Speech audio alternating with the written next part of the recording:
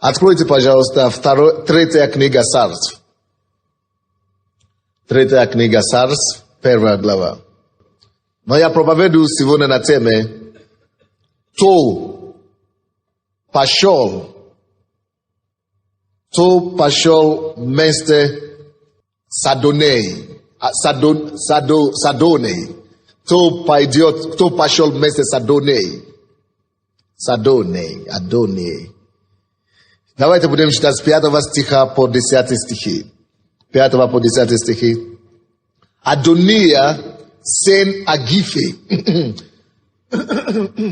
возгордившись, говорил: я буду царем.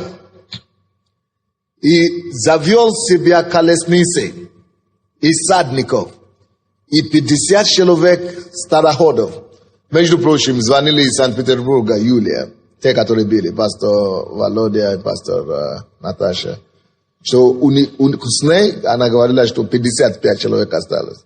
И что немножко до этих людей начали доходить, ну, даже те, которые не поднимались раньше, они начали осмыслить и начали приходить. И если Саша позвонит, надо сказать, что Саша пошел, что я даю разрешение теперь, чтобы Саша пошел к ней и как-то поддержали. Вчера уже было 55 человек. Для того, что вы ездили не зря, вы посеяли слово, и Бог, Дух Святой сам делает. Значит так, Адония, сын Агифи, возгордившись, говорил: я буду царем, всем же хочется стать царем.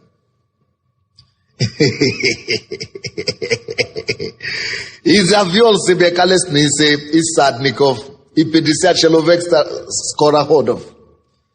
Отец же никогда не стеснял его вопросом: для чего ты это делаешь? Он был очень красив, и родился ему после Авесолома. И советовался он с Иоавом, сыном Саруиным, и с Авиафаром, священником, и они помогали Адони. Но священник Садок и Ванея, сын Иудаев, и пророк Нафан, и Семей, и Риси, и сыны Давидовы не были на стороне Адони. И заколол Адония овец, и волов, и телцов у камня Зохелет, что у источника Рогел, и пригласил все братьев своих, сыновей царя, со всеми иудеями, служившими у царя. Пророк же Нафана и Ванею, и тех сыных Соломона, брата своего, и тех сыных и Соломона, брата своего, не пригласил. Now, кто пошел за Адоней? Здесь речь идет о бунт в доме царя. О бунте в доме царя. И вы, конечно, знаете, о каком царе речь идет. О царе Давиде. А царство Давида, вообще-то, это прообраз царства Божьего в Новом Завете. Это прообраз царства Божьего в Новом Завете. Поэтому написано, что он сын Давидов. Иисус сын Давидов. Он будет царствовать по лоне Давидова. То есть, это чин, который Иисус получил. Потому что его правление идет как бы иметь свои корни от Давида. Обетование, которое Бог дал Давида, это то, что исполнил Иисус. 5 стих. Адония, сын Агифи, возгордившись, говорил: я буду царем. То, что интересно, друзья, я сейчас буду проповедовать эту проповедь. И вы, конечно, те, которые были в курсе о ситуации с пастором Татьяной Шурайс, то вы поймете, что именно об этом я буду говорить сегодня. Но не о ней, но я хочу говорить о нас. Адония возгордился и говорит: я буду царем. Но то, что он не знает, что если ты уже родился в доме царя, ты автоматически будешь царем. Кто из вас знает, что принцу не надо доказывать, или не надо спорить, или драться, и бороться, напрягаться, чтобы быть принцем или царем? Кому из вас известно, что принц, потому и родился в доме царя, потому что он будет царем. Если ты родился уже в паласе, в доме царя, если ты законно рожденный, ты не есть незаконный ребенок, успокойся, будешь царем. Успокойся, будешь царем. Ты же принц, ты же родился в доме царя, будешь. И не надо напрягаться для этого, только каждый должен дождаться свое время. Но тут и проблема. Иногда плод выдает, или как мы говорим, сдает, да, разочарует, как это, подводит плод подводит. И еще больше то, что подводит, это амбиция. Если я скажу, что я не видел амбицию, потому что амбиция не всегда плохо. Если я скажу, что я не увидел амбиции пастора Татьяна или Татьяна Шурайса, то я буду лгать вам. Я видел ее амбиции. Я даже бы сказал вам, я наоборот подталкивал ее. Где-то. Потому что амбиция – это Бога данный дар. Каждому человеку. Каждому человеку Бог дал дар стремиться достичь и добиваться что-то в жизни. Но если твоя амбиция имеет нечистая мотива, если твое мотива сердца только чтобы ради себя и своего «я» возвеличивать, тогда амбиция может стать твоим самым большим врагом. Вот, и на духовном совете все, кто там был, видели эту амбицию. Но я так верил, потому что я такой. Это вообще-то, наверное, то есть всегда самая сильная сторона человека иногда является самой слабой его стороной. Дело в том, что я всегда воспринимаю все как себе, что он хорош. У него все получится, у него хороший мотив, может быть, он изменится, чтобы что-то еще не открыто, откроется. И если действительно люди хотят меняться, это правда, это правильная позиция. И это вас не должно менять, и это меня не изменит. Если один человек подвел, это не значит, что я больше не буду поднимать людей. Нет, я буду продолжать верить людям. Я буду продолжать всех поднимать, я буду продолжать всех поощрять. Потому что Бог видел, что не все хорошие, но Он посылает дождь и на добрые, и на злые. Это нормально. Бог, поэтому и Бог, что Он любовь. Но бунт, в принципе, возможно и в любом доме, и даже в Божьем доме. Если вы прочтете Исайя, 14 глава, давайте откроем Исайя 14, то вы обнаружите, что сам Бог это пережил. Но это Бога не изменил. То есть вас знал, что как Бог остался добрым, так и продолжал оставаться добрым. А? Аминь или нет? То, что Люцифер его предал, разве это его изменил? А? Нет. 9 стиха, давайте будем читать. 9 стиха, 14 глава. Ад преисподней пришел в движение ради тебя. Не дай Бог, чтобы ад в движение пришел ради нас. Скажи, не дай Бог, чтобы ад в движение пришел ради меня. Вот написано здесь, ад и преисподней пришел в движение ради тебя, чтобы встретить тебя при входе твоем. Это то, что мне Бог сказал на дне. На кого прогневался Бог, пойдет Татьяна Шурайса. На кого сам Бог прогневался, тот пойдет с Татьяной Шурайса. То есть тот, на кого Бог прогневался, пойдет с ней. Потому что это очень плохо закончится. Ад преисподней пришел в движение ради тебя, чтобы встретить тебя при входе твоем. Пробудил для тебя Рефаимов, все вождей земли, поднял всех царей язычников с престолов их. Все они будут говорить тебе, и ты сделался бессильным, как мы. То есть он был ангелом, он сделался бессильным, как цари земли. И ты стал подобен нам. 11 стих. В преисподнюю низвержена гордина твоя. Что происходит с гординой? Она низвергается рано или поздно. В преисподней низвержена гордость твоя, со всем шумом твоим. Под тобою подстилается червь, и черви покров твой. Страшная судьба.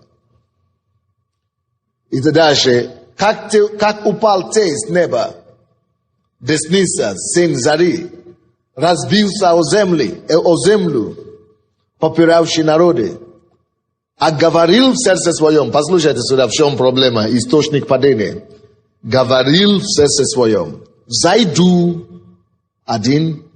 я. Когда человек начинает подчеркнуть своего я, больше, чем Божие, зайду, выше звезд Божьих, вознесу, 2 раза, 2 раз я, вознесу престол мой. Престол мой. Когда человек начинает искать свой престол, вот где проблема. Давайте не будем искать наш престол, давайте будем искать его престол. Кого-то сейчас Господь исцеляет от рак груди. Положите руку на себя именем Иисуса. Проклинаем эту опухоль. Повелеваем рассосаться во имя Иисуса. И мужчина, у кого проблема по мужской, Господь исцеляет вас сейчас. Потому что то, что мы сейчас говорим, это освобождает некоторых людей, принесет свободу нам. Так, зайду на небо, выше звезд Божий, когда человек хочет себя, вознесу престол мой и сяду. Видите, я вознесу, я сяду, я зайду. Сяду на горе, в солме богов, на краю севера. Зайду на высоте, видите, опять зайду, облачные, буду подобен Всевышнему. Видите, недоволен, он хочет быть как Всевышний. Но ты, дьявол, низвержен в ад. То есть, дьявол низвержен в ад, вместо того, чтобы подняться туда, низвержен в глубине преисподней. Видящий тебя, всматриваюся в тебя, размышляю о тебе, тот ли этот человек, который колебал землю, потрясал царство. Подумай, что Татьяна не хватало здесь? Уважение, церковь, большое влияние. Она позвала моим именем, как хочет, как хотела. Я знал, но и наоборот, я поощрял. Я хочу, чтобы все позвали моим именем. Но только чтобы они состоялись для Бога. Не только ради себя, но для Бога. Но теперь она захотела быть царицей, потому что поехала в Санкт-Петербург, деньги, хорошие деньги там собирают. Она думает, что это уже все, класс, меня уже знают. Она заказала книгу напечатать по 300 страниц, светлые, это самое, как я не могу себе позволить, я уже 10 лет в служении.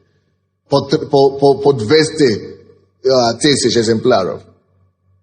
Откуда деньги-то? Я только делал по экземпляру по 5000. А она по 200 тысяч сразу. Героиня такая. Снимая зал за один день $600. То, что мы здесь не можем себе позволить. А теперь мы говорим, хочет уходить? Хорошо, уходи. Только потому что она написала нам письмо. Я хочу уходить, потому что вы тут меня мешаете. Хочет уходи, но оставь церковь. Это же посольство Божие. Ты же на авторитете посольства Божие построил.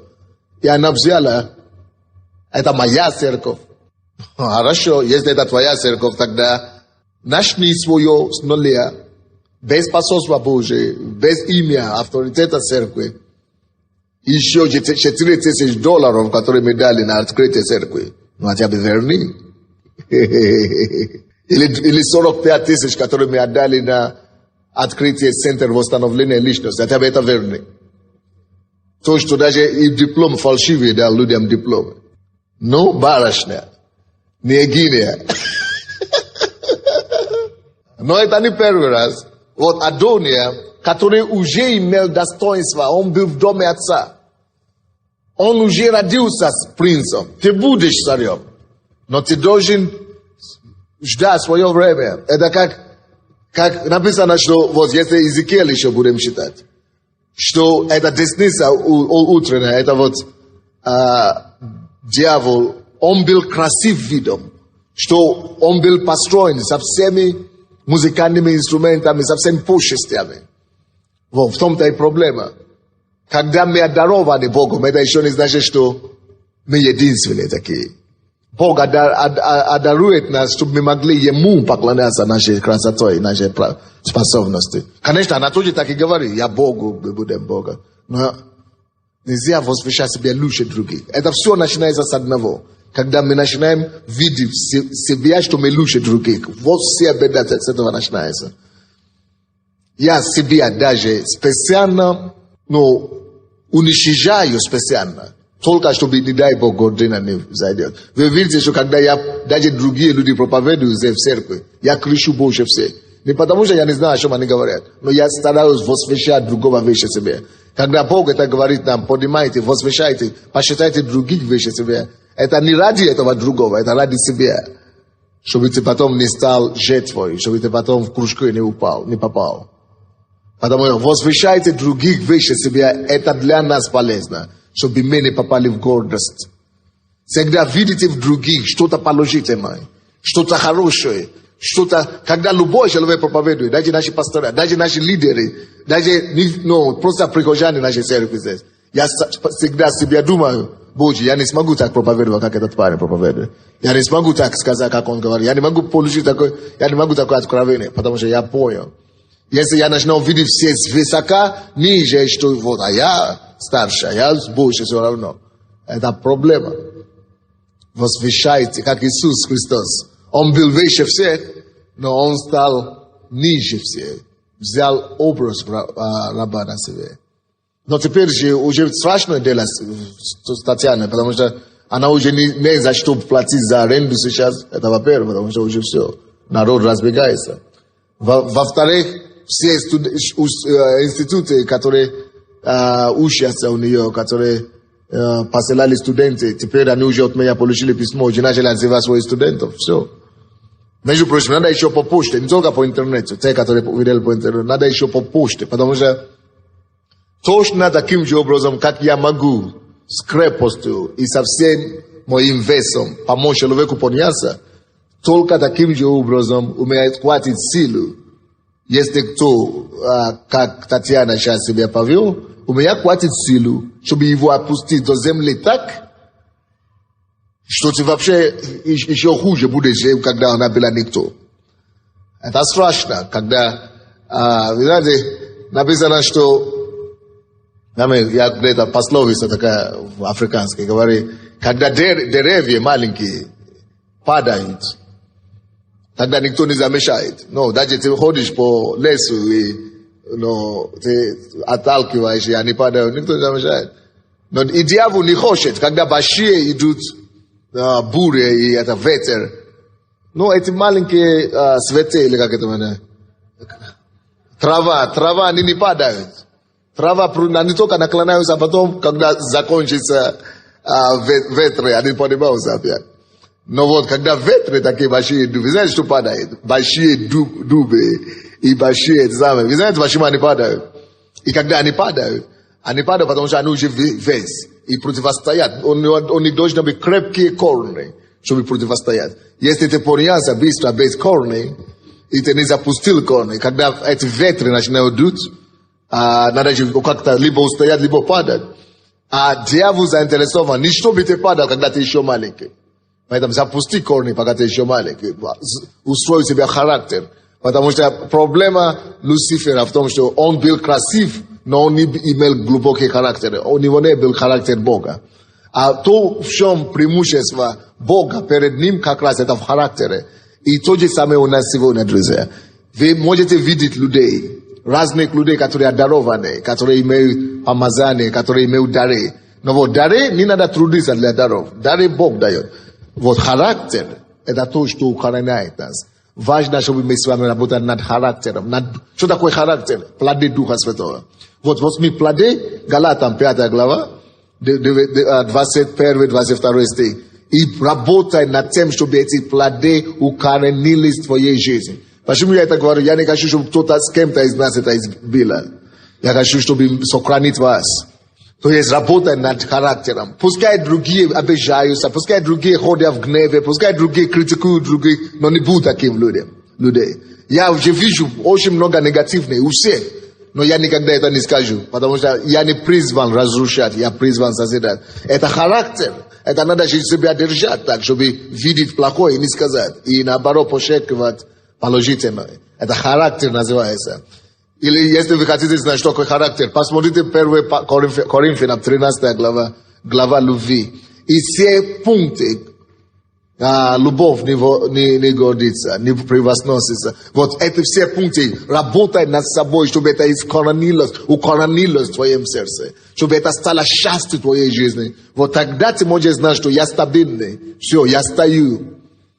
Я имею корни. Потому что дьявол не заинтересован, чтобы травы падали. Но травы никто не ощущает.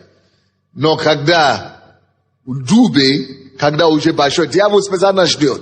Когда человек стремится вперед без характера, дьявол ждет, чтобы он вырос большим. Тогда он посылает такие бури, испытания, деньги, допустим, слава, допустим, или что-то такое. И когда эти ветры подуют, дьявол почему ждет, пока ты большой? Потому что когда дуб падает, определенный шум идет с этим. Допустим, если бы кто-то из вас, лидеров, сейчас упал бы, и даже если бы я снял и наказал бы, никто бы это не знал в Санкт-Петербурге, или в Молдове, или в Одессе, потому что вы даже не известны в Одессе, вас не знал в Одессе. Даже в церкви не все узнают. Потому что все это так. Но когда ты уже себя заявил, уже высоко, уже все знаю повсюду, как только без корней, как только что подует ветер, ты упал, это с падением дуба или любой, это самый огромный, весь лес чувствует, это такой шум на весь лес. Все, даже те, которые спали, просыпаются. Даже те, которые не знали до того, начинают говорить: Боже, это человек уже все, пишет. Хана. Поэтому надо нам работать над характером хорошо.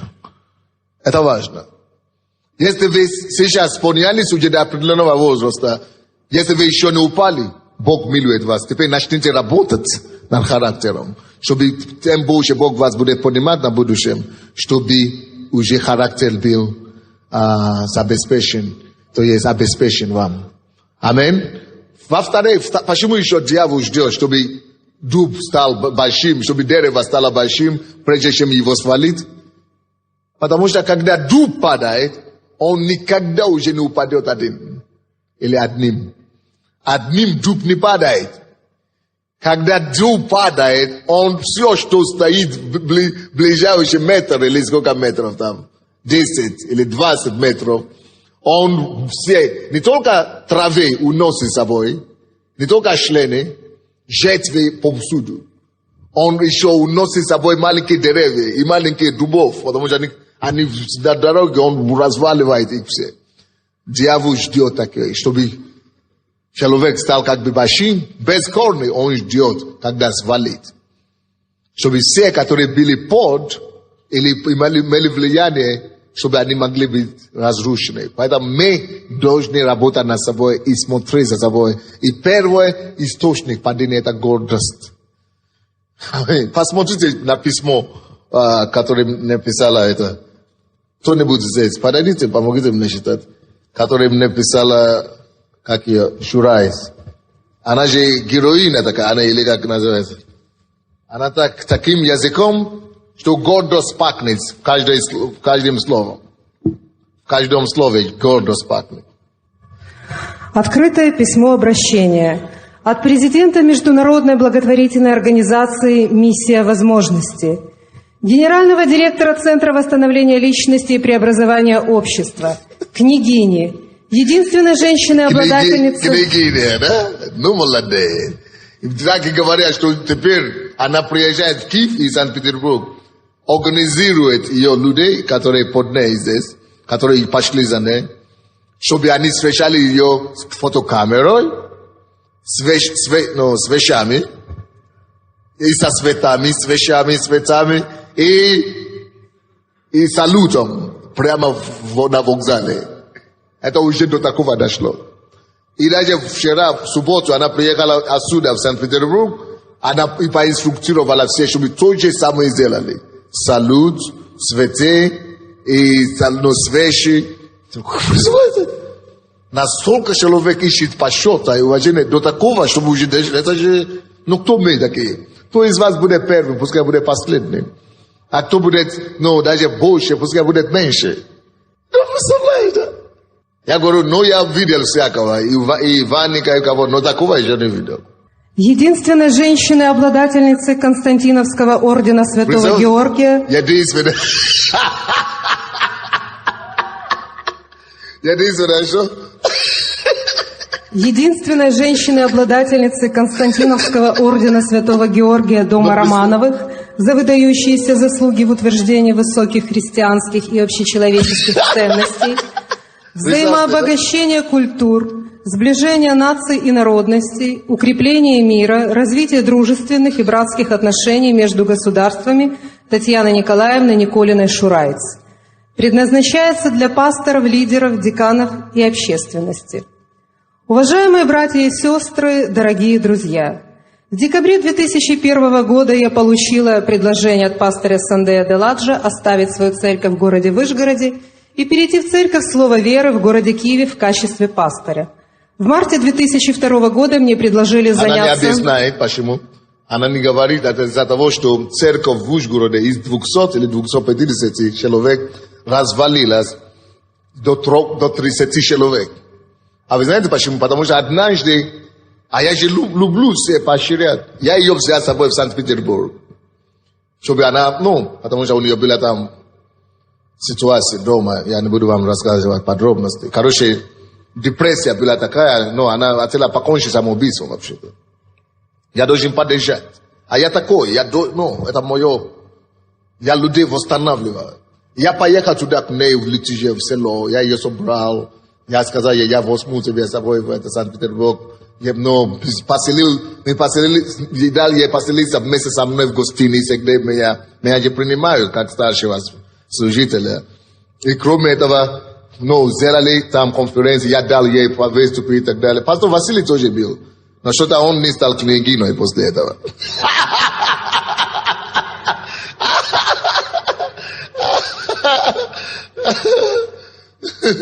Князем не стал. Но ничего. И после этого она, потому что там же после поездки дали уже деньги, пожертвования. И она почувствовала вкус денег. Ну, доллары дают. Потому что она была со мной, служила и дали деньги.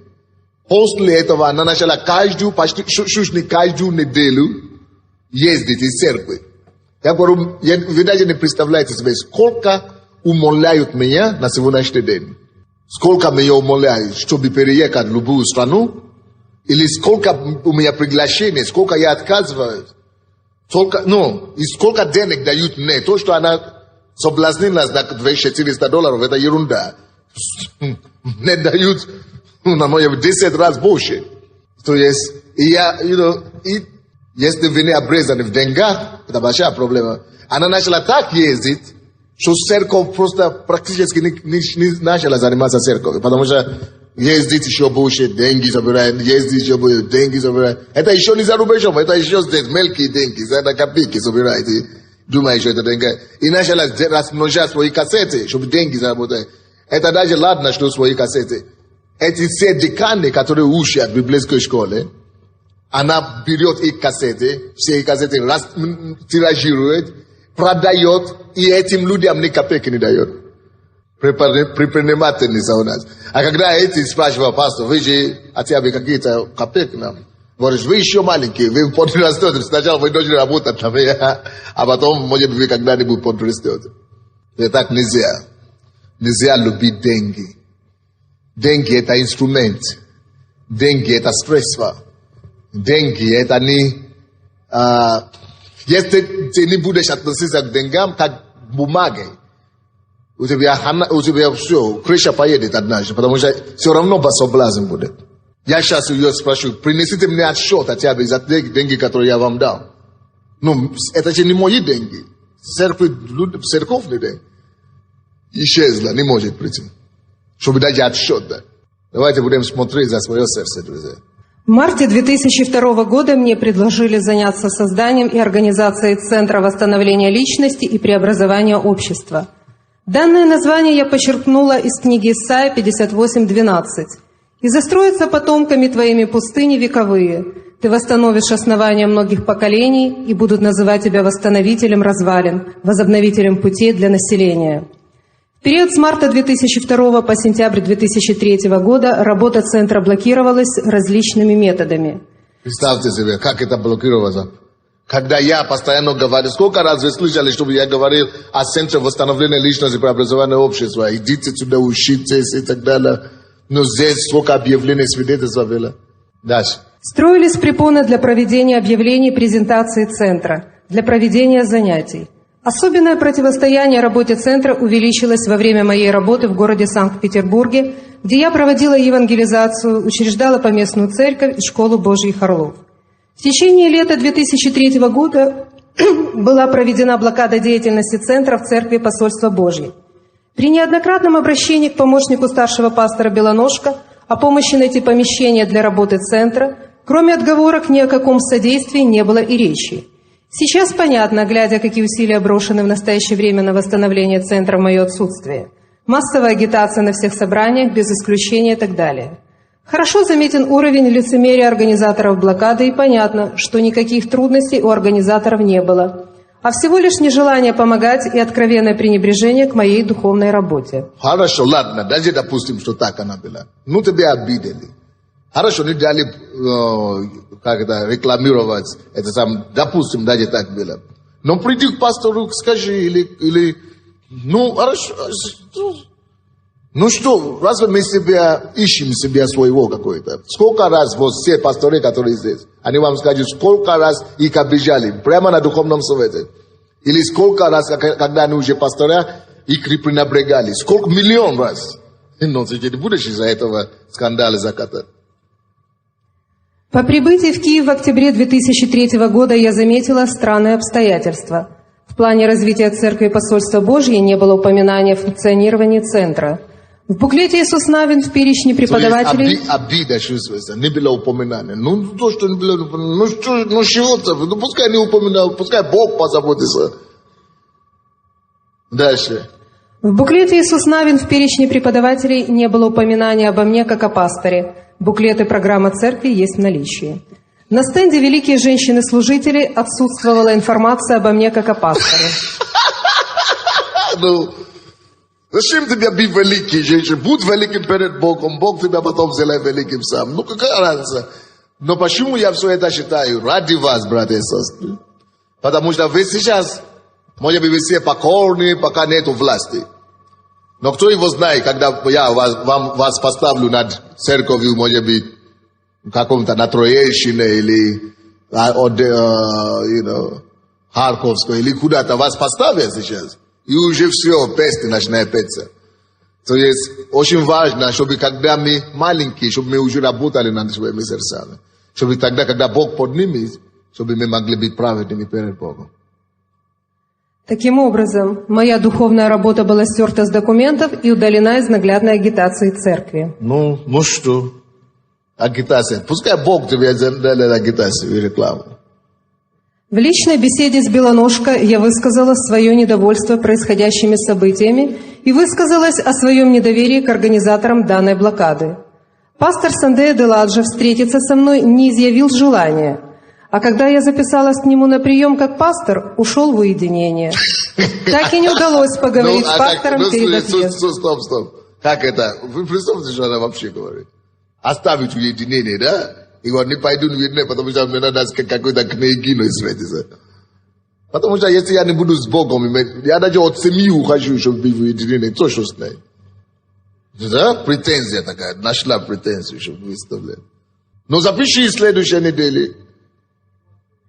Или после уединения приди. Ну какая проблема? Ну? А?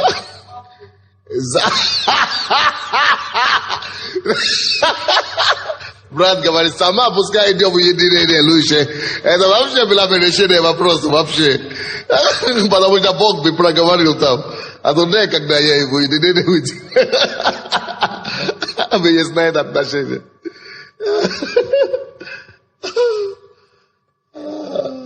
Находясь в городе Санкт-Петербурге, я узнаю, что в мое отсутствие пастор Сандей и Духовный Совет собрали моих деканов центра. При этом в некорректной форме было оказано грубое психологическое давление на людей для того, чтобы развалить созданную мной структуру и унизить результаты и методы моей работы. В связи с тем, что моя международная благотворительная организация «Миссия возможностей» является самостоятельным юридическим органом и финансовые отношения с Церковью Посольства Божье полностью закрыты, я оставляю за собой право вернуться к самостоятельной духовной деятельности. Вот, видите, что говорит? Самостоятельная организация. Получается, что я сказал, я начал это самое, медитацию. Вы помните, когда у нас было собрание, семинар мудрости? Я тогда проповедовал о том, что мы должны вторгаться в общество и начинать общественные организации, начинать разные это самые, что нам надо вообще институт пересмотреть. И начинать делать его как институт преобразования общества. И я тогда отменил вечерний Иисус Навин. И я все студентов, она же не набрала, это Иисус Навин набрала 800 студентов. И я сказал, чтобы они все туда шли. А это уже ее теперь. Хорошо, ладно ее. Хорошо, то, что тогда церковь, студенты же дали деньги. Верни хотя бы студентам деньги, им же надо продолжать исчезло. Я тебе дал 47 тысяч, верни то, что я тебе дал, исчезло. Ну разве это дело? Ну разве это дело? Аппаратуры куплены и так далее, ну а тебе доставь. Это мое и все. Ну молодец. Здесь были вчера ребята, Черновецкий, они просто говорили, что но пастор, пускай Бог вам даст мудрость, потому что если бы это в миру, это не надо, чтобы вообще ее не выпускать с тюрьмы. Вообще, чтобы пускай гниет там и все. А я специально не буду даже молиться, чтобы Бог наказал, что я даже не буду это делать. Не буду, потому что я знаю, что это может, чем это может закончиться. Поэтому я специально, если молиться, только ее благословляю, потому что я специально жду. Потому что она слишком много уже берет, но это уже нехорошо. Честно. Но я еще ее благословляю. Но то, что чем я использовал раньше, чтобы ее толкнуть, теперь я имею право это отозвать как бы основу поддержки. Это то, что я и делаю. Чтобы люди знали, что за ней не стоит идти. А в перспективе при упоминании моего имени и моего служения в уничижительной форме я оставляю за собой право обращения в прессу, к общественности и так далее, во избежание грубых психологических давлений и гонений. Представьте, а в ней никого угрожает. В унизительной форме оставляю за собой право. Ну, молодец. Вообще не похоже, что христианин пишет.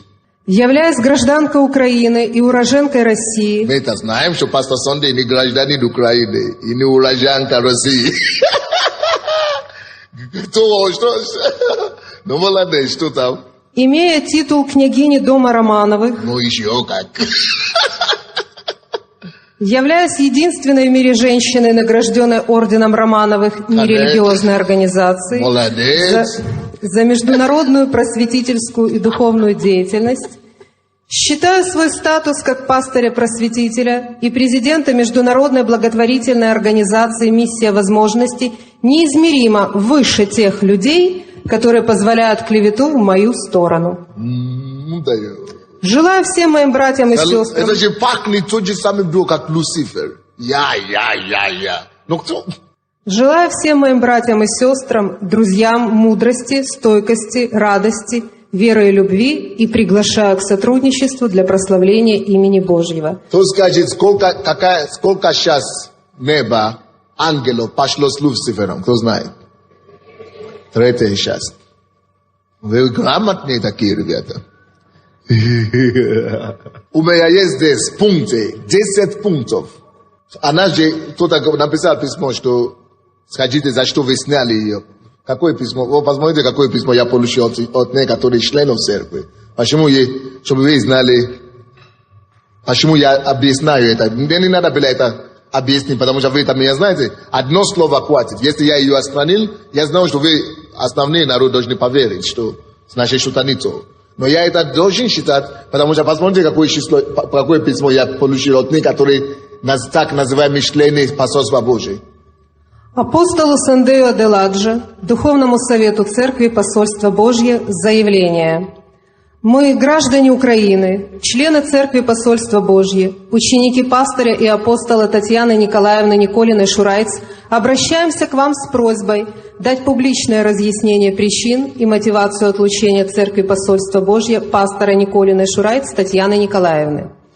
Мы не разделяем создавшееся мнение о духовно-просветительской деятельности пастора Татьяны Николаевны и выступаем за уважительное отношение к ней как личности, пастору, учителю и наставнику, к ее вкладу в создание... Они уже не разделяют, даже не выслушавшие нашу сторону. Они просят, объясните нам собрание, и уже позиция есть, не разделяем.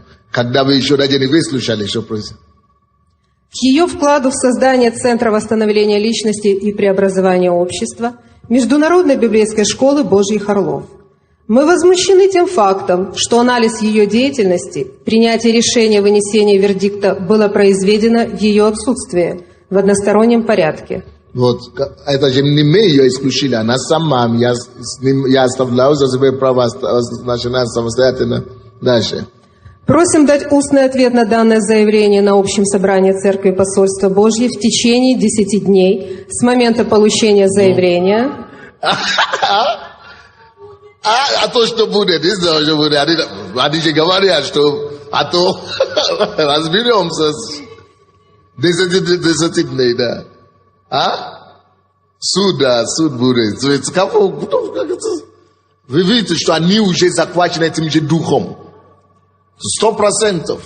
Это ее почерк, да? Но здесь же подписали другие люди, тоже подписали. Повторяется, да? Просветительская деятельность. Дух тоже. Но одно я могу сказать, дух тоже, да. А также письменный ответ в этот же срок по следующему адресу. 13 декабря 2003 года ученики пастыря Татьяны Николаевны Николиной Шурайц. Косяченко, Демченко, не знаю, Корефелова, Корефелова 2, Коваль, Белок, Вишнюк, Гармаш, Опришка, Скрипченко, 2 человека, Анишкина, Костарев, Амельянюк, Кузина, Томах, Баженская, Монакова, Ахрименко и несколько фамилий я не разобрала. Почерк. Если они в зале, вот пишут, это все из Вещгорода, да? Не из которые из Вещгорода, да? Но ничего. Коваль, какой инициал? Монакова И.Р., Коваль Е.С. То есть, это же смешно, да? А какой же они ученики Татьяны, когда эти же люди, ни один из них не показывался, я могу вам ответственно сказать, ни один из них не показывался Татьяны. Они все из нашей церкви, которые мы дали им, студентам, учиться, потому что она просто заразила их этим духом. Даже в церкви в Вышгороде люди не каялись у нее. Люди стали 30 осталось. И когда я дал ей церкви в Вышгороде, я поставил ей на церковь, было 60 человек. И через 5 лет 30 осталось. Но, давайте вернемся к Адони. 1 глава, 3 Псалм. Хочу вам указать некоторые вещи, которые вы должны остерегаться, братья. Гордость, я вам это уже сказал, я буду царем. Не спешите, братья и сестры, мы все будем царями, но пускай Бог нас поставит царями. Аминь. Я буду царем, и 5 стих. И завел себя колесницы, и садников, и 50 человек скороходов. Слушайте сюда. Любой бунтарь всегда найдет последователей. Это 100%. Напишите это себе. Любой бунтарь всегда найдет последователей. Почему? Потому что они заводят себя колесницы и садников. То есть какие-то высокозвучные какие-то титулы. Как, допустим, здесь царица, или как она сказала. Княгиня какой-то, культурно-просветительский, разные садников. Это же какие-то люди привлекают. Они же хотят возле бить человека, который что-то может им дать, чтобы через нее, может быть, они что-то состоятся. И эти люди соблазняются, и вот в этом случае они навлекут на себя такую неприятность. Потому что уже есть группа людей, ее ученики, это Татьяны, которые в прошлом году, в настоящее время попали в такое заблуждение, не то, что заблуждение, стала, сектой. А Бог мне это уже сказал. Татьяна, она, прежде чем она опомнится, и эти люди все убегут потом от нее, но это станет сначала сектой. Я вам ответственно говорю. Это станет культой, через который люди просто начнут попадать в психушку и так далее. Потому что это уже произошло. Вот группа, которая у нее училась Божий Орлов, какая-то Лариса там была, и какие-то, как и зовут еще остальные. Какой-то... Люди, некоторые из вас должны знать их, эти люди. Они, настолько уже стали невменяемыми, что они собираются в квартире, они, шудят. Один брат попал к ним на группу, они указали на него так, что ты не свободен, мы будем выгонять без него. Он говорит, что эту пальцу, которую указали на его, God сейчас, он не мог видеть в этом глазу. Может быть, он здесь. Это брат. И только что ко мне пришел и получил освобождение и исцеление. А другой человек попал вообще в психиатрическую больницу. И если человек разведен и не женат, они говорят, я одержимый, из-за этого ты не можешь. Они такие сейчас, они с утра до вечера танцуют где-то там. И она, я уже даже поймал Татьяну, говорю, ты же сказала, что они твои ученики, давай измени. Она уже дайте мне время, дайте мне 3 месяца, я буду менять их. Это в результате того, что она вложена в них. Она сама уже не могла их менять. И я говорю, а потом через 3 месяца, я говорю, что с ними, ты уже изменила их? Она говорит, и мне не удалось, и мне уже не слушают. Видите? Это только чуть-чуть того, что будет сейчас. 6 стих. Отец же никогда не стеснял его вопросом, для чего ты это делаешь. Он же бил, это как я. Хотя я говорил ей много, о нем много раз каялась в нашем офисе. На духовном совете каялась. Но не меняется. Он же был очень красив и родился после Авесолома. Так? 7 стих. И советовался он с Иавом, сыном. Кто пошел с Адоней? Кто пошел с ним? Вот пошел с ним Иав, сыном Саруиным, и с Авиафаром, священник, и они помогали ему, Адоней. Но самое главное, это не то, что кто пошел с ним, самое главное. Но самое главное, кто не пошел с ним. Но 8 стих. Но священник Садок, и Ванея, сын Иудаев, и пророк Нафан, и Семей, и Руси, и сыны Давидови не были на стороне Адони. Вот почему я проповедую эту проповедь. Что вы все знаете пастора Татьяна, и некоторые из вас, кто учился у нее когда-нибудь. Вот несмотря на это, вы смогли принять трезвое решение, да? То есть важно не то, кто пошел с бунтарем, а важно, кто смог разобраться и остаться. Вот ради вас, я хочу сказать, вот это всегда было в Библии. Допустим, когда это было у Бога, да? Но там были все ангелы были разделены на 3 части, да? Но прославление возглавлял кто? Люцифер. Вторая часть воинов возглавлял Михаил, архангел.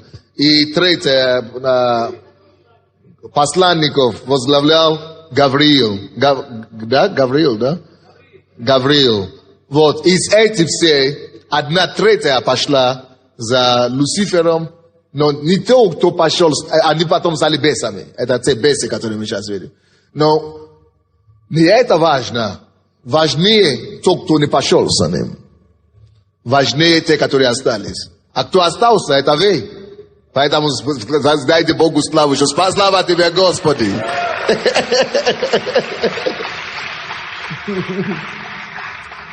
Почему? Потому что всегда бунтари найдут свои сторонники. Но, посмотрите, священник Садок не пошел. Ваней не пошел. Иудаев не пошел, пророк Нафан не пошел, и Семей не пошел, и Руси не пошел. Но посмотрите, самое главное, кто не пошел. Сильные, не? Посмотрите, 8 стих. Сильные Давидовы разобрались. Сильные Давидовы разобрались. И у меня даже нету причины, чтобы сказать, что это решение правильное или нет. Но если духовный совет все, уже написано духовный совет, это не один, это все, ни один пастор не стоял на ее сторону, все. Сильные Давиды, если вы видите, всегда выбирай, где сильный стоять. Вот всегда смотри на сильных.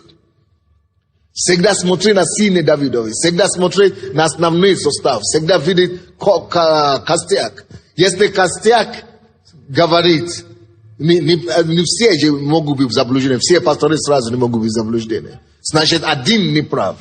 Вы понимаете меня? Вот если я еще, если даже так говорит, честно, это я же милую постоянно, как-то прощаю.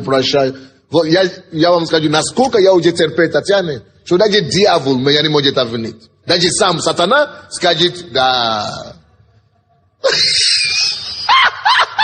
Если Сандей уже говорит, что человеком ничего не поможет, то это уже не то, что Бог.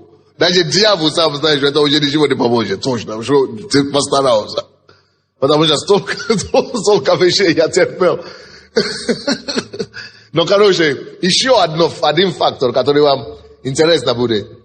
Почему постоянно те, которые бунтуют, они всегда используют ресурсы и средства, и возможности именно того, против кого они бунтуют. Но если он плохой, если царь Давид плохой, хорошо, чего ты его скороходов берешь?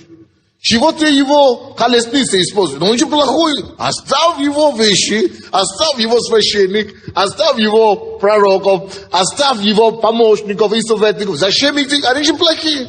Хорошо, оставь его. Ты же лучше. Ты начни свое какое-то ресурс использовать.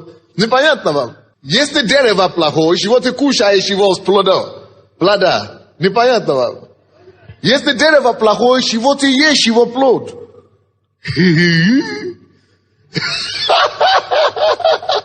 Это как Татьяна сейчас. Она говорит, вы блокируете нас, вы не хотите с вами. Она, ну тогда, зачем тогда ты мои деньги собрал? Ну дай мне тогда деньги церкви, ну. Если ты такие плохие, зачем ты моих людей собрал? Они же не у тебя покаялись, они у людей покаялись. Верни людей, но своим пасторам. Или зачем ты тогда аппаратуры, кассеты собираешь чужих людей, которые, они здесь, вот эти деканы здесь сидят. Они читали лекции, они даже не имеют копии или оригинал своей проповеди. Собрал и все, и продает за деньги. Ну как можно, ну? Если плохие, тогда оставь им свои вещи, тогда ты сам придумай свое что-нибудь. Но ничего. И не ощущ, чтобы кто-то говорил плохо о Татьяне. Только надо молиться за нее, благословлять и остерегаться ее словом, ее учением и ее делами. Она не тот человек. 10 стих. Пророка же Нафана, Иванея и тех сильных, и Соломона, брата своего, не пригласил. Видите, он не мог трогать сильных. Он не мог трогать те, которые уже в духе Давида. Те, которые уже укоренились в доме Давидове. Он не мог тронуть их. Хотя они видели, эти сильные могли бы сказать, сам Давид виноват. Почему он никогда его не исправлял? Написано же там, что Давид никогда ему никакое плохое слово не сказал. Никогда его не исправлял даже. Кто-то могли бы сказать, почему сам Давид виноват. Но даже если Давид виноват, это не оправдание для бунта. Даже в Авесалом, да, в случае Авесалома, можно было сказать, что Давид виноват. Но даже при этом Бог судил и Авесалома, и все, которые были против Давида. Поэтому Саул же говорит, я никогда не подниму руку на помазанника. Или Давид. Давид на Саула не хотел поднять руку. Потому что это нельзя. И теперь, в случае с Татьяной, она же сама говорит, вы не помните, кто ее проповедь, что в жизни вам нужно две встречи. Первая встреча с Богом, Вторая встреча с человеком, который вас поднимет до вашего уровня. Правильно, да? Она же такое всегда говорила. Вот. И теперь этот человек уже чтобы говорить, что угрожать еще. И говорить, что есть. Конечно, себе, это же естественно. Потому что если ты поднимаешь руку на человека, который выше тебя, ты получишь двойной удар. Нехорошо. Но самое страшное сейчас, то, что с Татьяной сейчас происходит, в том, что она познакомилась с каким-то парапсихологом. Как бы парапсихолог, это экстрасенсы, которые прикрываются как всякими. Это самое. Она же ищет защиту теперь. И пошла к этому экстрасенсу, который не разрешает, чтобы его снимали, не разрешает, чтобы записывать его кассеты. Короче, она начала использовать эти психологические, это самое, и сейчас работает с этим человеком. И именно, я думаю, что с этой подачи эти люди с ума сошли. И это уже секта образуется. И надо быть осторожным от ее учения и от нее. Конкретно надо быть осторожным. От кассеты надо переписать какие-то здоровые проповеди на них. Потому что у нас даже есть имя этого человека и фамилия этого человека, экстрасенса, который работает с ней. Ну что скажешь? Благословляем. Теперь, конечно, что я скажу вам? Хочу сказать и попросить у вас прощения. Потому что, когда я это говорю на посту, многие люди, женщины, они говорят, почему так поздно? Они видели это все. И они говорили, почему так поздно? Но поймите мое положение. Даже здесь, в воскресенье вчера, когда я говорил, мне записку пишут. Надо было давно это делать. Но поймите мое положение. И все равно, хотя я беру на себя эту вину, что не раньше. Но я беру на себя эту вину. Но я хочу, чтобы вы поняли мое положение. Если бы я раньше сразу бы ее остановил, было бы больше людей, которые бы сказали, что мне ей не дали шанс. Но сейчас не я ее, она сама написала. Если бы я просто сам пошел и говорил, было бы мне тяжелее доказать. Но теперь, когда я дождался времени, чтобы она сама написала такое, то есть мне уже не надо ничего доказать. То есть, хотя, говорят, вы же видели раньше, но я-то верю человеку. Если человек кается, плачет у меня, рыдает, я же должен как-то довериться, что это действительно покаяние искренне. Я дал шанс, чтобы видеть. А перед постом, как раз ты упомянул о сне, я расскажу, что пастор из Луганска, пастор Сергей, он говорит на посту, приехал, и говорит, я приехал в Киев, пастор, и я захожу в манеж, и вижу вас, и вы одеты в таком рабочей форме, как это, рабочей форме, как бы грязный, так, комбинезоны рабочие, и грязные, и говорит, у вас такой рабочий, это самый вы, drill или какой-то там держите. Я говорю, такая большая церковь, и никто не мог, я делал ремонт в стенах, и он говорит, такая большая церковь, и некому помочь пастору, чего вы сами, давайте я вам помогу. И я говорю, нет, здесь я сам должен делать, никто не может, потому что никто не видит, насколько это, и здесь есть черви, или как это, черви, которые проникают в здание, в стены церкви, здание здесь, и они начинают войти в глубину, в исток, в фундамент, и начинают есть оттуда основание церкви. И если я сам не разберу, они разрушат здание. И я сам должен это все вытаскать и убивать эти все черви. То есть я понял, пока я здесь есть пастор, я вам хочу это сказать, я не позволю, чтобы эту церковь превратить в такую, как православные или какие-то там другие церкви, откуда мы все пришли. Почему мы сюда пришли? Мы пришли сюда, потому что там мы не могли найти правду. Мы пришли сюда, чтобы мы покрывали. Мне говорят, пастор, нельзя же это ее отключить, потому что многие люди пойдут за ней. Пускай от всю церковь пойдет за ней. Но лучше, чтобы это неправда, это беззаконие остановилось. Я лучше любой ценой уничтожу этот источник. Кто бы он ни был в этой церкви, кто будет заниматься беззаконием, кто будет заниматься неправдой, кто будет заниматься разрушением людей. Вот пока я жив, даже если я не буду здесь, на Украине, я это не позволю. Мы будем это искоренять и убивать, и уничтожать этот дух странный и чужой. Это не дух нашей церкви. И все годы, как я эта церковь начал, ни одно такое случай. Все проблемы, которые у меня были за всеми пасторами, в сравнении только с Татьяной, у нее перевесит все эти проблемы с пасторами 10 раз. Только ее проблемы, которые я сталкивался с ней. Поэтому мы не будем позволять это. Даже если эти люди пойдут за ней, а они так пожелают горько, потому что Татьяна умеет влюблять людей в себе сначала, а потом начинает так их ломать и использовать. Я могу вам собрать в Вышгороде или здесь в Киеве не меньше 100 человек, которые ушли в церкви, были поломаны судьбы только из-за Татьяны. Одна. Потому что она влюбляет в себя сначала, а потом начинает просто ломать и уничтожать людей.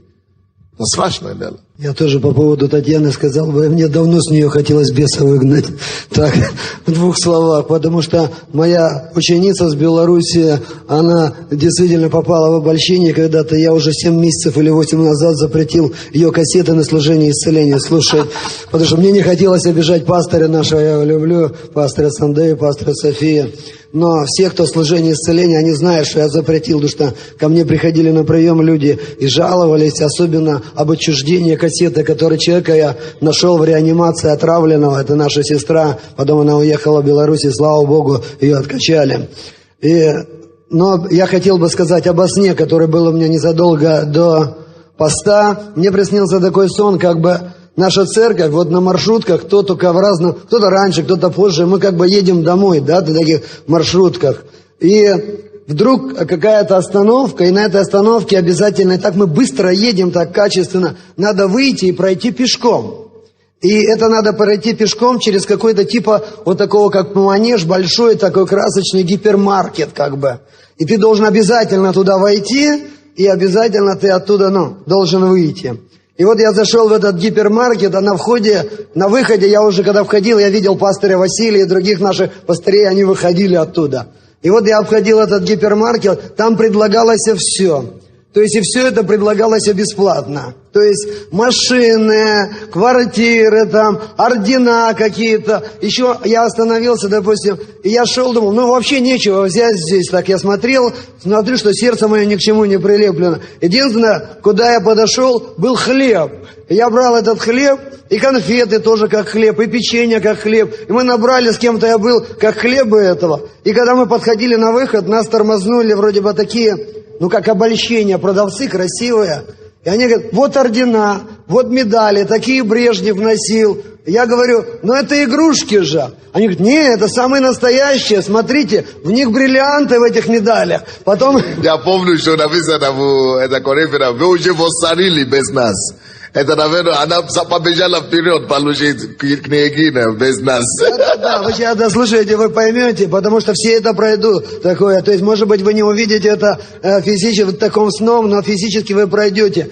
И вы знаете, мне так смешно стало. И там стоял вот такой орден, весь бриллиантов, настоящие бриллианты. Для меня это казалась игрушка. Я говорю, да это же игрушка. Она говорит, не, это настоящая. Я говорю, это для вас настоящая, а для меня это игрушка. И когда она как на кассах, знаете, в гипермаркете, то есть написано, кто только с одним хлебом, то как зеленая улица, проходите вне очереди. А тот, кто набрал этих орденов, медали, талон на машину, там еще, там такая очередь стоит, и все они там застряли возле этого выхода. Я вышел, и вы знаете, когда я вышел на улицу, у меня такая обладала радость, и я уже шел пешком вроде быстрее, чем на машине. Это так серьезно, то, что ты говоришь, потому что соблазн это будет на всех нас. Это так серьезно. Я это вижу миллион раз.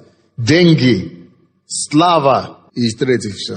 Но власть в этом случае, слава, деньги, гордость. Вот то, что я хотел. Слава, деньги и гордость. Слава, деньги. Слава придет. Не говорите, что слава плохо. Но вы должны уметь справляться с ней. А деньги нельзя к нему кинуться. Если вы не кинетесь на него, если вы пойдете за Богом, потом деньги будут сами кинуться за вами. И я уже шел, мне казалось, что я иду быстрее, чем я ехал на машине. То есть я не чувствовал вроде своего тела, когда я вышел из этого. И я вроде шел как по земле, да, видел зло, там что-то творится, оно меня не прикасалось. Но свой голос я слышал с неба. Я свой голос слышал с неба. И вы знаете, я понял, почему пастор Василий, допустим, я которого встретил на входе, что он такой, как бы унылый, что он, что тут брать, типа нечего тут брать. То есть он прошел легко и быстро как-то это. И я понял, и мне напомнилось, вы знаете, даже у вас нету слова, 15 испытаний первой лидерской школы. И эти испытания славой, испытания деньгами, я понял, что это гипермаркет, как бы уровень, да, это как бы то испытание последнее, где ты можешь через не пройдя это, ты можешь войти в благодать Божью, где тебе потом будет легко и хорошо все даваться. И Бог мне сказал, что когда я проснулся, мне сразу этот сон был открытый, что это пройдет каждый человек. Может быть, не каждый увидит, но каждый, который сегодня едет, может мчиться в дарах, там, ну, может быть, таланты, может быть, какие-то красивые проповеди, но если в сердцем это не пройдет, да, то есть он не войдет в ту благодать, чтобы слышать не с голос с неба, и чтобы то, что говорилось на посту, быть сыном единородным, да. И я шел, и там хулиганили, я говорил, они меня слушали, они ко мне все относились хорошо. То есть я управлял уже в мире духом, голосом с неба. Вот такой мне приснился сон перед постом. Я вообще редко вижу сны. Пастор Наташа, она как-то чаще, а у меня редко бывает. Спасибо. Но здесь есть вот положение этого закона, уже Черновецкий прислал. Мы только основное его вам прочтем. Вы знаете, я еще хочу добавить тому, что говорил пастор. Я поняла еще одну вещь, очень серьезную вещь. Мы должны быть благодарны Богу, что Он вытянул нас из рва погибели.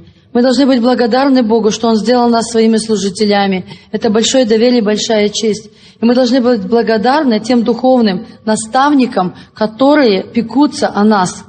Каждый из вас имеет, или группу 12, правда, вас болит душа, вы молитесь за них и так далее. И я лично видела, потому что Татьяна пришла через меня в церковь, и я была ее как бы духовным наставником, и поднималась она через женские конференции.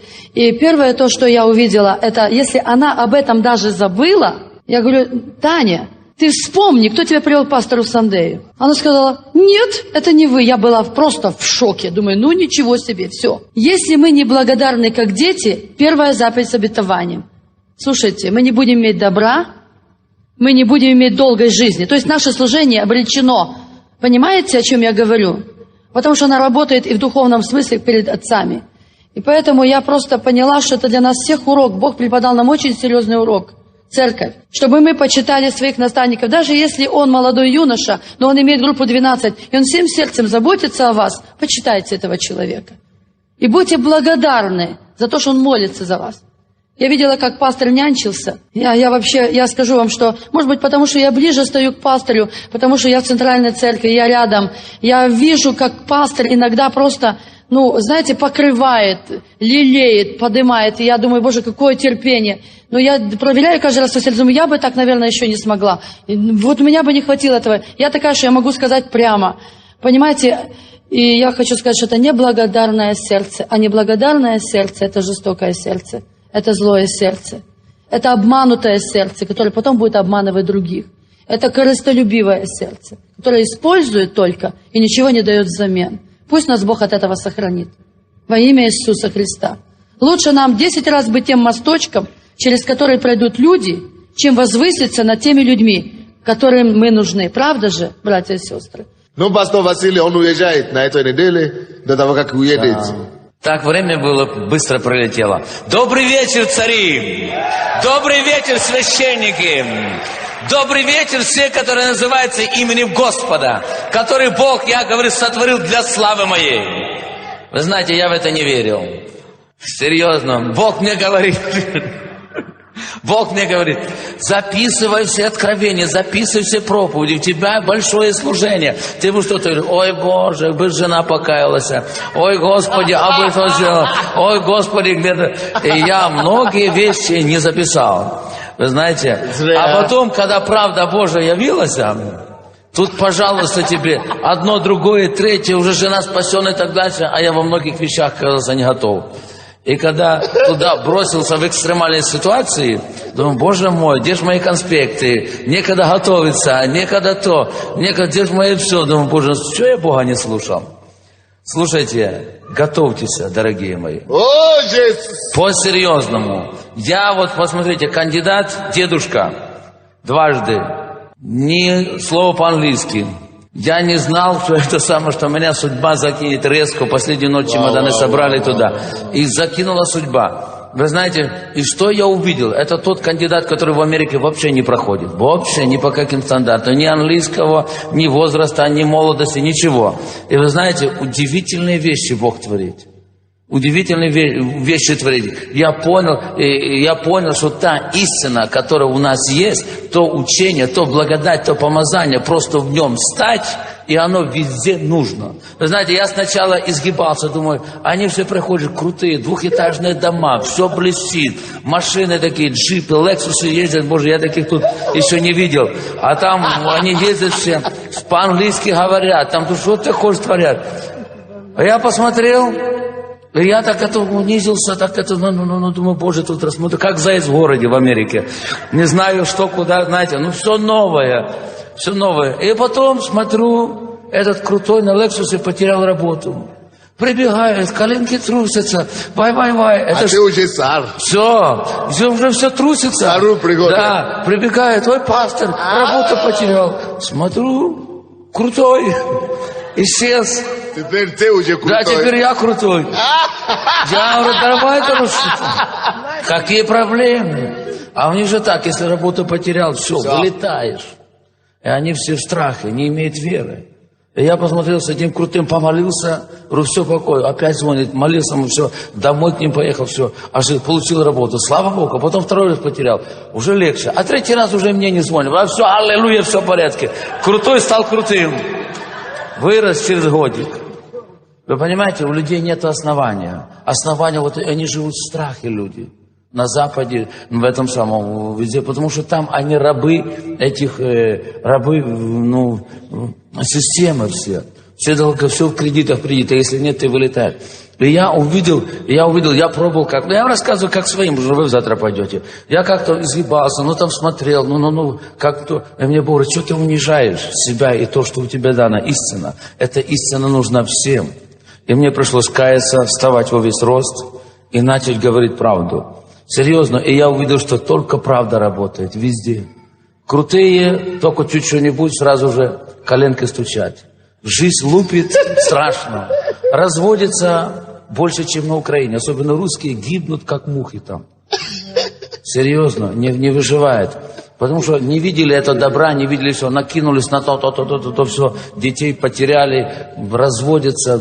Ужасы, что творится. Ночью мне звонят, ревут, кричат, спасай нас. Нас тут много, вот тут в углу пьяные молятся. Все, много погибли.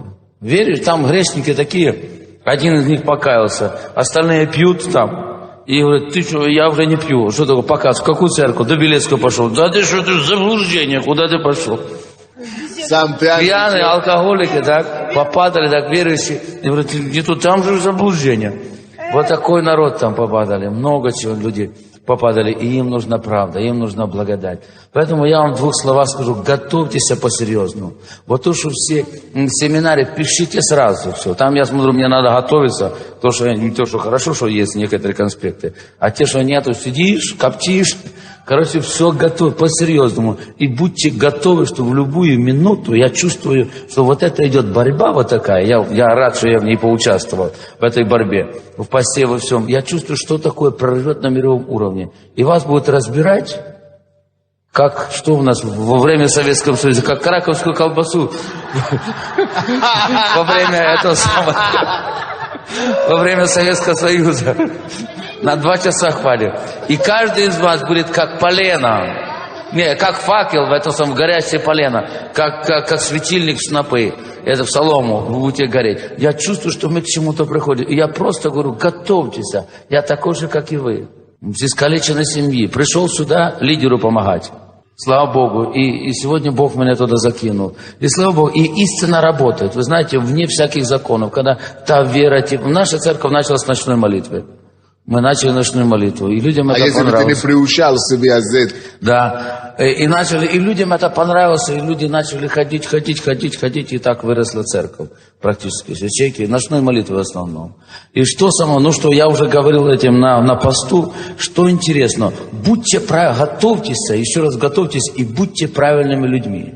Я посмотрел, то, что у меня здесь работало, ночные молитвы, я никогда не пропускал служения, там другие вещи. То, что у меня работало, оно, то, что я посеял, возвращал, и какие здесь плоды приносил.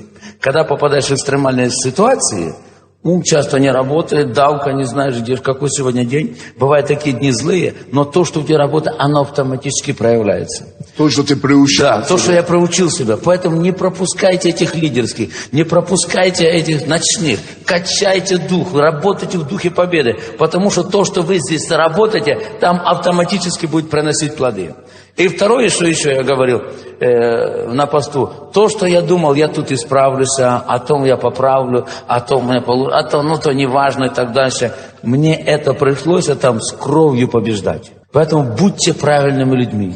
Научитесь здесь правильно жить. Научитесь дисциплинировать себя в слове, в молитве, в послушании, в ночных, везде работать, это самое, планировать время и все. И когда к этому приучишься, знаете, там очень легко работать. Потому что там некогда учиться, там у тебя тысячи вопросов сразу. Ничего не знаешь, ни законов, ни языка, ни где тот город, нигде инстанции, все ищешь на одну бумажку. Некогда учиться, только то, что у тебя уже да, внутри. то, что у тебя, и то работаешь. Потому что, пастор, одна бумажка, где городская управа, не знаешь, где какой отдел, не знаешь, а какой там закон, не знаешь, а как писать, не знаешь, а как подписать, не знаешь. То, что бумажка здесь не делает. Некогда там... слушать кассеты, учиться. Да, там просто у тебя столько появляется всех, проблем, другая страна, другие законы, другой город, ничего не знаешь, как эти законы, как что чуть-чуть не так, сразу пролетает, там четко все.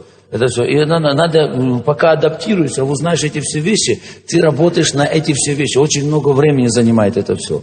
Пока знакомишься с страной, пока знакомишься с законами, пока там какие-то вещи с людьми, все. Это все. И если ты не подготовлен, тебе практически не хватает времени на все учение, на все. Поэтому я вас прошу, тетради, конспекты, готовьтесь. А когда у тебя есть конспект, тебе некогда прослушивать 21 кассету, понимаете? Тебе некогда на другие вещи. И если то, что у тебя есть, очень легко работать, вы понимаете? Просто я прошу, готовьтесь. Я вижу, мне некогда сейчас говорить, практически мир весь открыт. Практически, если готовы люди, например, для каких-то серьезных служений, я даже могу вызывать. Можно вызывать и все. Если учите английский, можно легко там работать. Там минимум очень хорошо живется, на минимуме. Это в 5 раз больше, в 10, чем тут максимум кого-то. Да, так что там проблем нету. Что еще? Если потерпите меня. У него же ничего не было. Он же... Да, я приехал... на работу, а он не работал. Да, я приехал туда, практически 5000 одноразовая помощь. Церковь мне выделила, слава Богу. Это самое. И Мерседес еще продал, слава Богу. Чуть-чуть. Но это все практически, когда пришлось там машину купить и все, билеты, тут детям все платить, практически я пришел там, ни с чего осталось. Но что я увидел, что благодать удивительно работает. Сверхъестественно работает благодать. И вообще, но перед этим то, что пастор за Татьяну Шурайс, я вам хочу сказать, послушайте, в смирении скажу, я обратный человек. Меня родители с детства научили служить. Мои родители служили. И я, например, когда мне надо было... Третий ребенок рождался, я на заводе работал, негде было жить. Я пошел дворником работать. И смотрю, у начальника сейф, как шкатулка работает. Я говорю, а что он у вас не работает? А говорит, ключ потеряли. А говорю, давайте я сделаю. То, что там 9 медалей. Я говорю, ничего. Я ему сделал ключ. Сейф, ключи новые что-то подарили, так? Потом еще что-то ему попросил сделать. Слушайте, я просто служил. Я 3 месяца или 4 дворником работал, меня позвали начальником над дворниками. Слушайте, а надо 10 лет за квартиру работать, вы знаете? Я опять дальше, меня родители так воспитали, не должность, а служить людям. Через пару месяцев я стал мастером, через пару месяцев, еще через я стал инженером, потом старшим инженером. Через год я стал главным инженером всей фирмы. Понимаете, я не искал чего. Я приехал сюда, у меня там случилось неприятность. Пришел в домашнюю группу. Да, пришел в домашнюю группу, помогал лидеру. Они не знали ничего. Они такие довольные были, может, они тут сидят. Что когда мы придем с гитарой, споем, на все вопросы ответим, ячейка состоялась. Володя на Троещине. Меня позвали, я служил на вагон-сервисе. Меня позвали туда. Потом позвали в духовный совет, говорю, Боже, что я буду делать? Потом пастор Андрей помощь, Боже, что я буду делать? Наоборот, не должности, а я давали то, что я не могу достичь. То, что ты, например, потом поставили пастором Центральной Церкви, говорю, Боже, помоги мне справиться, 6 тысяч людей. Вы знаете, наоборот, я увидел, что в жизни я почти ничего не просил у Бога.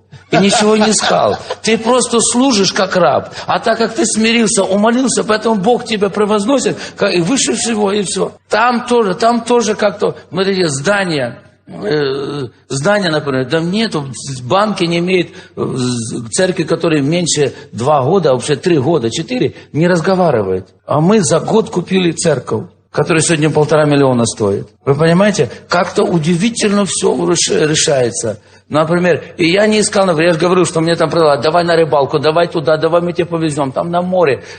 Куча, я говорю, мне некогда, мне там встречи, мне люди, я служу людям.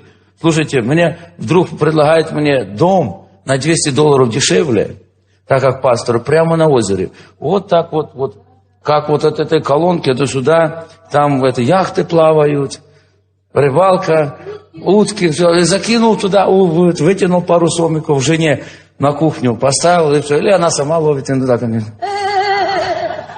Что-то настроения не было, поймала пару сомиков, ухи наварила. Говорю, как у тебя получилось? Я говорю, не знаю, как эти рыбаки ловят.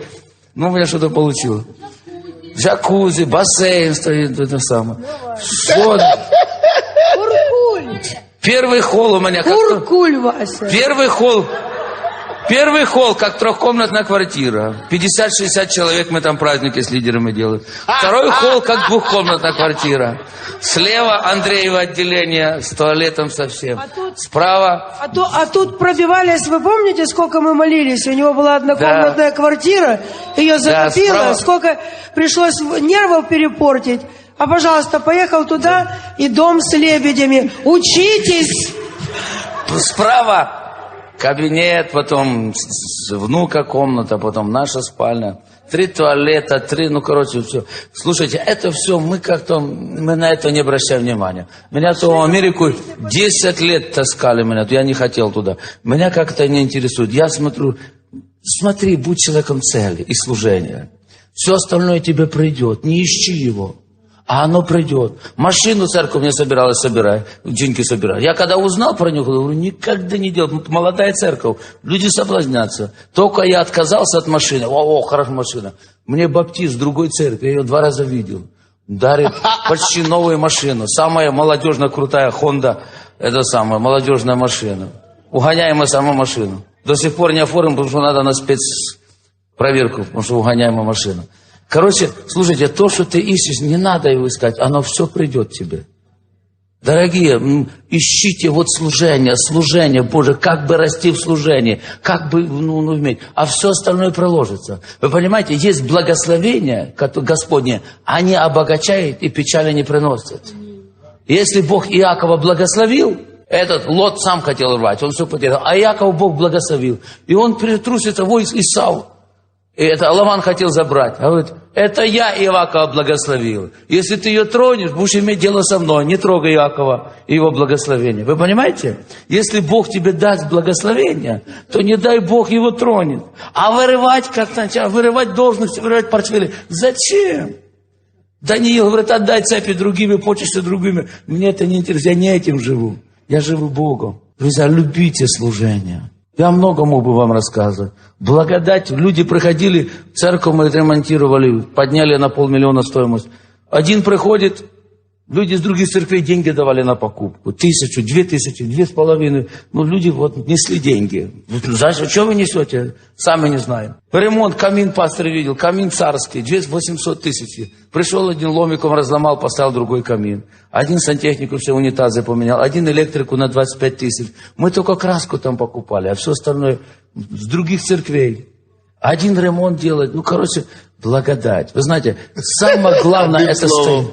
Главное это стоять в истине, любить истину, пектися в истине, а все остальное не переживать. Еще раз можно сказать, попасть в эту церковь и не состояться, сам грех. Это моя жизнь, я отдал себе тому, чтобы каждый, кто пришел через мой путь, чтобы он не остался никем в жизни. Вот сделаю. Но кто уже попал сюда, если он серьезный, если он не это сам себя обманывает, Бог поможет нам, мы это сделаем. Но не надо веровать в наследство раньше времени, Да. потому что наследство как там... Раньше времени, вы взяты в раньше времени, впоследствии не благословится. Благословится, да. Да, все очень вовремя придет. Поэтому еще раз скажу, любите истину, копайте истину, будьте специалистами, ищите до максимума. До максимума. И думайте только о том, что Божие. А все остальное Бог приложит. И то, что Бог приложит, оно не будет вас переживать ни за что. Оно будет обогащать и печали не приносить. Если какой-то Лаван хочет тронуть, ночью Бог, я не трогаю этого человека, это я ему дал. Помолись за людей, а? Встаньте Да, все. давайте встанем мы на попросим ноги. пастора Василия помолиться за нас. Аллилуйя. Я чувствую, какой-то будет взрыв. Мы выходим на какой-то уровень. Я особенно молодежи видел на ночной, я это увидел. Что должен какой-то быть взрыв такой огня, и он должен пойти. Мы только это была к чему-то подготовка. Я думаю, что мы еще должны такой прорыв в благодати, в духе, в огне. Типа Пенсиколы, так? И только, или Торонто, только в учении. С системой, с благодатью, Да, в огне да. духа. Но я чувствую, еще должен какой-то прорыв. Это сатана чего-то держит, и все. Поэтому готовьтесь, дорогие. Давайте я помолюсь. Решите любить истину. Решите любить закон Божий. Решите искать духовного. Решите искать небесного. О, оно ценно. Там люди имеют деньги, там люди имеют все. Но они нет у них познания истины. И все трещит и ломается. И туда деньги не нужны. Туда мудрые речи не нужны. Туда нужен Бог, истина и благодать. И вы носители этого. Поэтому Отец мой Небесный, так как я с трудом верил, Господи, в то, что Ты мне говорил. И я сегодня, Господи, передаю эти слова, что вы все сыны Божьи, предназначены к славе. И эту славу понесете в народе. И во имя Иисуса Христа я благословляю умы, благословляю сердца. И, Господи, говорю Духу, прозри во имя Иисуса, прозри во имя Иисуса, протрезрись во имя Иисуса Христа. Во жажде Бога, во жажде истины, во жажде правды, во жажде благодати, во жажде выше, во жажде горнего, во жажде небесного. Стань спортсменом, будь заостренной стрелой и начни бег, реальный бег, реальная подготовка во имя Иисуса Христа. Я высвобождаю славу, высвобождаю веру, высвобождаю благодать, высвобождаю свет, высвобождаю разум, высвобождаю мудрость Твою во имя Иисуса Христа, во имя Иисуса Христа. И я верю, пророчествую, Господь, то, что я видел на ночной. Я верю, благодарю, что тучи грозовые, они здесь накапливаются все эти молитвы. Облака наполнены правдой, облака наполнены молитвами, облака наполнены. И они сгущаются. И никто не помешает этому дождю, никто не помешает прорыву, никто не помешает молодежному течению, молодежному движению в огне Духа Святого. Я утверждаю планы Божьи на церкви, волю Божью на Украину, волю Божию на пробуждение. И во имя Иисуса дерзновенной веры высвобождаю славу, высвобождаю силу, высвобождаю благодать, высвобождаю помазание. Особенно за молодежь, особенно за молодежь, особенно за молодежь. Я изрекаю правду, постанавливаю молодежные организации. Бог здесь был в ЛКСМ. И во имя Иисуса Христа я благодарю, что Твоя слава будет больше. Молодежная организация будет больше. И я доверяю Духу Святому, что не дьявол будет прославлен на этом этой империи, а будет прославлена церковь Твоя, будет прославлена истина Твоя, будет прославлен народ Твой, Господь, будет прославлена правда, и эту правду увидят все народы, Бог, и прославить имя Твое. Благодарю Тебя, Господь, что Ты сделаешь больше, чем мы просили и помышляли. Аминь. О, спасибо, Аллилуйя. пастор. Спасибо тебе большое. Господи, в имя Иисуса, мы принимаем всего великого, потрясающего, то, что Ты высвобождаешь в этот год. Братья и сестры, я предупредил вчера в конце, последний день пастор Бог мне сказал, предупреди людей. Пускай предупредят родственников, пускай предупредят друзей, пускай предупредят неверующих мужей, жен, детей, неверующих, чтобы они были осторожны к концу этого года. Будут очень много аварий, больше, чем когда-то. Будут много неприятностей, много атак, драков, много будет несчастья. И дьявол будет делать целью верующих и их близких. Поэтому, пожалуйста, предупредите ваших детей, ваших людей. Давайте приблизимся. Бог мне сказал, скажи им, пускай приблизятся ко мне больше в эти дни, оставшиеся до конца года и до середины января. Пускай приблизятся к Богу как можно ближе. Молитесь больше. Молитесь больше. Будьте с Богом. Защищайте, молитесь за защиту ваших близких, родственников. Будет очень, дьявол будет как зверь. Но потом, со 2 месяца следующего года, огромная благодать высвободится. Господь, мы отдаем себя в Твои руки. Защити этих лидеров, которые были верны в малом. Пусть Твоя рука будет над ними. Защити их дом, защити их имение, защити их служение, защити все, что имеет отношение к ним. Я прошу Тебя, изберегай. Поставь Твою руку над нами. Подними и укрепи нас. Яви себя могущественно через нас. И дай нам, Господь, войти в благословение и умножение, которое Ты уготовил для нас. Именем Иисуса мы схватываемся за Тобой, мы держимся за Твои руки. Мы говорим, Ты наше упование, наша опора, наша сила. Сохрани Твоих детей, сохрани Твою церковь. Сбереги нас Твоей кровью и Твоим духом. И дай, чтобы мы явили и прославляли Тебя во имя Иисуса Христа. И весь народ Божий сказал. Пастор, тут еще вот записка, там мне передали, Да. что диагноз на УЗИ злокачественная опухоль яичников. Будут страшные болезни, атаки до конца этого года. 39 лет И я человеку. 39 лет, не дай Бог. И я прошу вас, давайте будем подвязаться ближе к Богу. Господи, в имя Иисуса, сокрушай этого духа рака. Разрушаю яичники, исцелись властью Бога. Проклинаю рака. И повелеваю тебе дух рака. Отпусти его на свободу. И в имя Иисуса Христа. И весь народ Божий сказал, все, будьте благословены. Всего вам доброго. Мы прославим Господа.